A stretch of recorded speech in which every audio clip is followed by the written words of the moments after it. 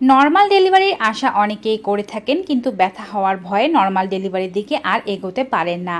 আজকে এই 3টি কাজ শিখে নিন, যে 3টি কাজ করতে পারলে নর্মাল ডেলিভারি হবে খুবই সহজ, ব্যথাও তুলনামূলকভাবে একেবারেই কম হবে বা হবেই না। সেই কাজগুলোর মধ্যে প্রথম কাজটি হচ্ছে, যখন আপনার ডেলিভারি পেইন উঠবে তখন ধৈর্য ধরে পেইনকে সামনের দিকে নিয়ে যাওয়ার অপেক্ষা করা। আর এর জন্য শুয়ে বসে থাকা যাবে না। যখন আপনার পেইন উঠবে আপনি অল্প অল্প করে হাঁটাহাঁটি করবেন, স্বাভাবিক কাজকর্মগুলো করবেন। যখন অনেক পেইন উঠবে তখন কিছুক্ষণের জন্য বসতে পারেন, কিন্তু তারপরে আবার হাঁটাহাঁটি করলে বাচ্চা দ্রুত নিচে নামবে এবং নর্মাল ডেলিভারি সহজেই হবে।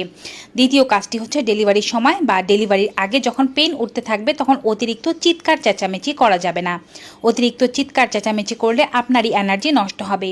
তৃতীয় কাজটি হচ্ছে, ব্যথা ওঠার সাথে সাথে নাক দিয়ে বড় বড় শ্বাস নিন এবং মুখ দিয়ে ছাড়ুন, অথবা মুখ দিয়ে শ্বাস নিন, নাক দিয়ে ছাড়ুন। এতে ব্যথার পরিমাণ অনেকটাই কম হবে এবং খুব দ্রুত বাচ্চা ডেলিভারি হতে এটি সাহায্য করবে।